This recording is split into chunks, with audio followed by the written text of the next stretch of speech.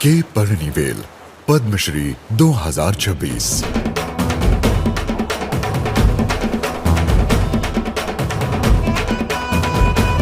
ये सफर शुरू हुआ पुदुचेरी शहर से 10 किलोमीटर दूर पूर्णकुप्पम गांव से। साधारण परिवार में जन्मे पळनीवेल ने 13 साल की उम्र में अपने पिता को खो दिया। जिंदगी आसान नहीं थी। परिवार एक घास फूस की झोपड़ी में रहता था। उनकी मां ने 4 बच्चों को पाला।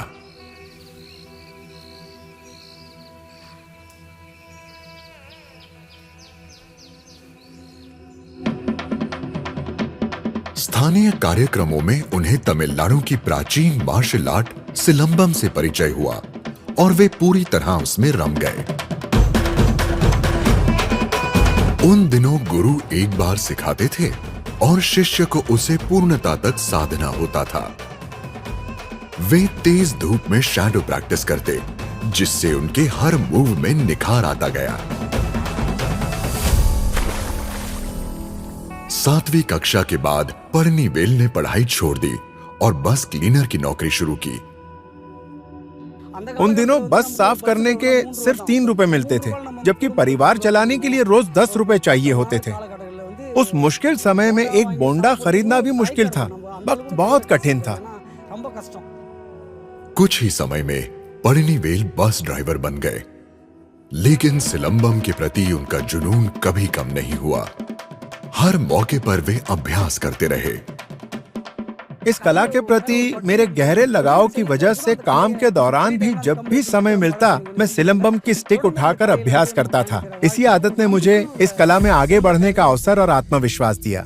फिर 2002 में एक विचार आया, क्यों ना अपनी कळगम एकेडमी शुरू की जाए, और इस तरह मामलन सिलंबम और नट्टपुरा कला विकास कळगम पुदुचेरी की स्थापना हुई।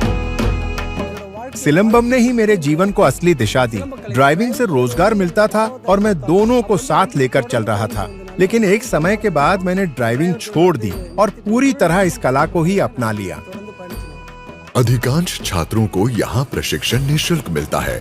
पळनीवेल ये सब सिलंबम के प्रेम में करते हैं ताकि इस कला की खुशी अधिक से अधिक लोगों तक पहुँचे। वे देश भर में मंच प्रस्तुतियों से कमाई करते हैं और कभी कभी दुबई और पेरिस जैसे स्थानों पर भी प्रदर्शन करते हैं। मैंने अपनी युवावस्था में जिस स्टिक से अभ्यास किया था उसे आज भी संभाल कर रखा है। मैंने अपनी पत्नी और बेटे से कहा है मेरी अंतिम यात्रा में वह स्टिक मेरे साथ रखी जाए। मुझे विश्वास है वे मेरी ये इच्छा पूरी करेंगे। मुझे नहीं पता दूसरों के लिए क्या है, लेकिन मेरे लिए सिलंबम मेरी आत्मा की जीवन रेखा है। के पळनीवेल पद्मश्री 2026। कोटि कोटि